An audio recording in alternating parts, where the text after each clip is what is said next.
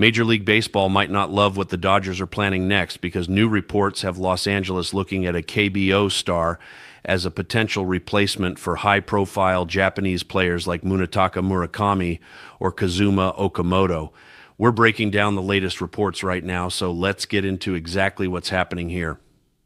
Before we dive deep into all the details, I want to remind everyone to hit that subscribe button because I've noticed about 85% of people watching these videos haven't subscribed yet. We had gotten that number down to around 70%, but recently we've gotten some new audience members. So if you're enjoying the daily Dodgers coverage throughout this entire offseason and into the pursuit of a three-peat, go ahead and subscribe. Best part is it's completely free. We got this report originally from Newsweek stating that the Dodgers have recently been linked to a KBO star in what they're calling an unexpected free agency move. The unexpected part comes from the fact that they're pursuing this Korean baseball organization player as a replacement for Japanese stars like Munetaka Murakami or Kazuma Okamoto. So who is this guy? Where does this report actually come from? Is this just random speculation that appeared out of nowhere?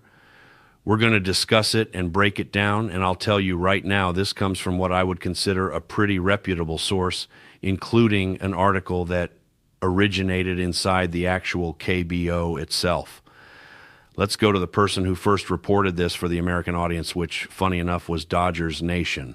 They reported that the Dodgers could sign another player coming over from Korea by the name of Sun-Min Song this offseason.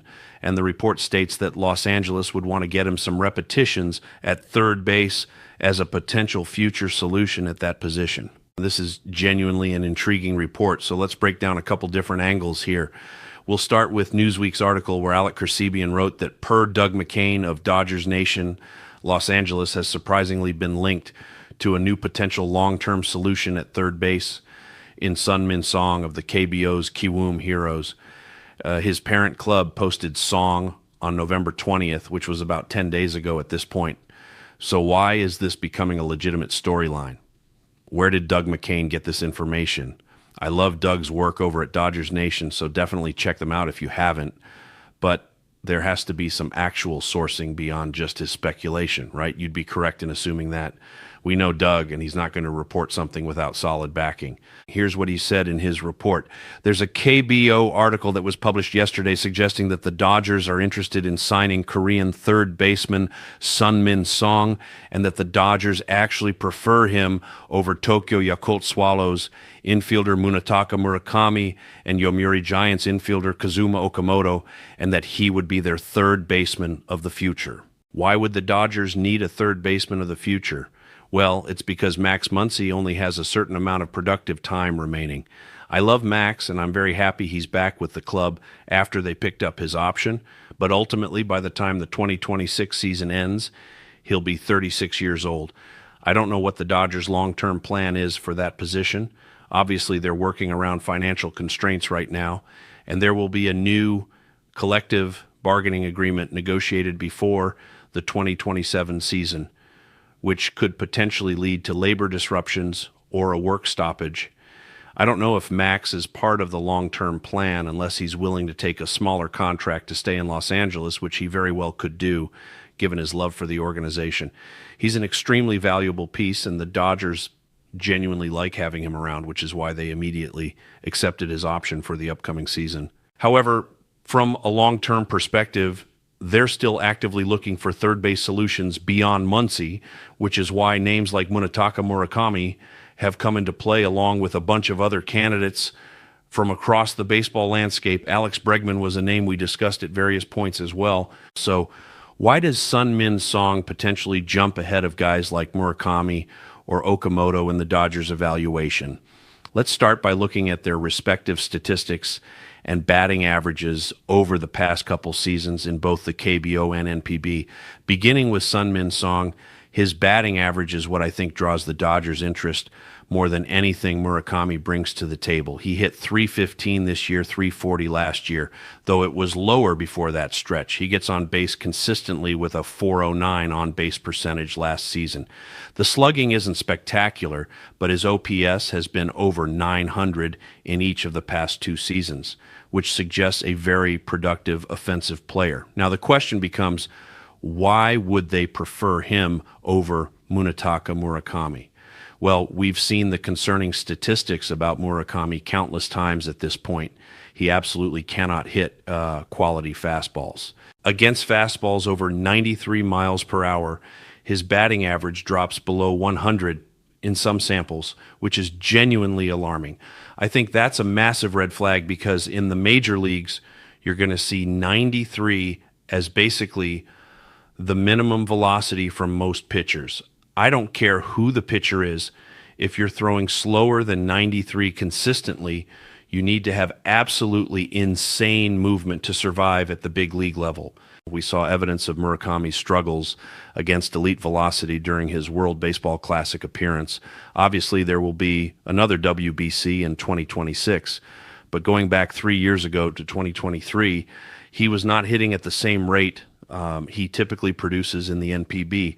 When you think about how the Dodgers structure their lineup and their organizational philosophy around contact and putting the ball in play, not only is Sun-Min Song a little bit younger, but Murakami doesn't have proven success against major league caliber pitching. Now, Sun-Min Song doesn't necessarily have that proven track record either, but the consistently high batting average is something that projects better and suggests he might translate more successfully. Murakami's batting averages have been 273, 286, 244, 286 over recent seasons. Yes, he hit 318 back in 2022, but that was over 3 years ago now. With all this being said, I'm not entirely sure Sun-Min Song is going to be their absolute number one option for any particular purpose because I actually like Kazuma Okamoto quite a bit. I think if I were running the Dodgers organization, I would seriously consider signing him despite the fact he's already 30 years old. His batting average, OPS, and overall statistics over an extended period have been consistently good and have actually improved over the past 3 seasons. In fact, if you go back 4 seasons, they've gotten even better year over year.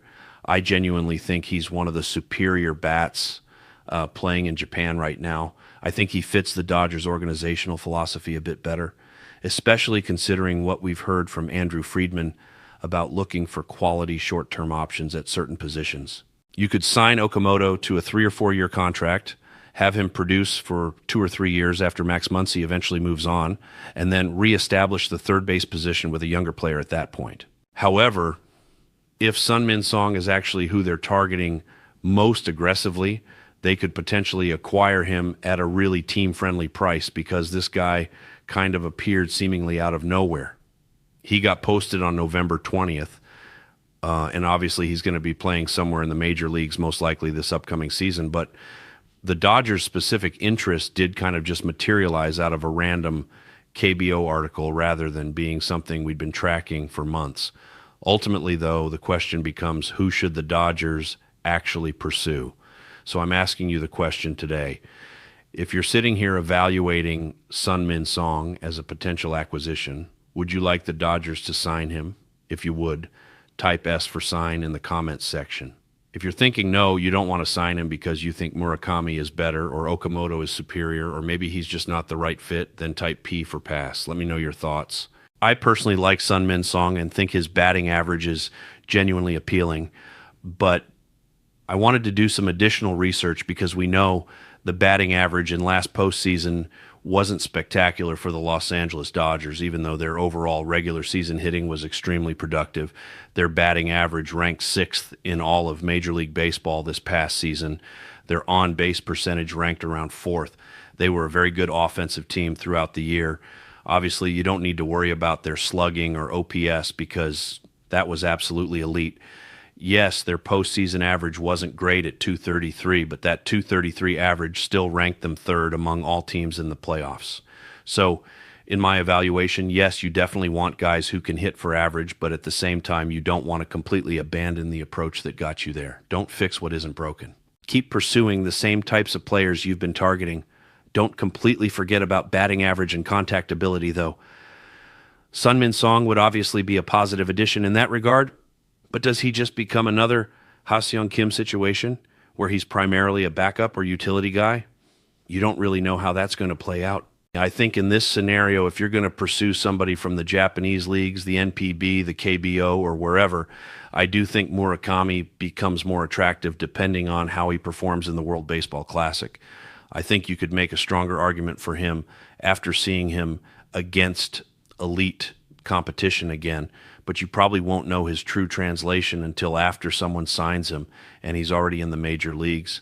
Okamoto, I think, is also an extremely solid bat to acquire and somebody that a lot of organizations would love to have.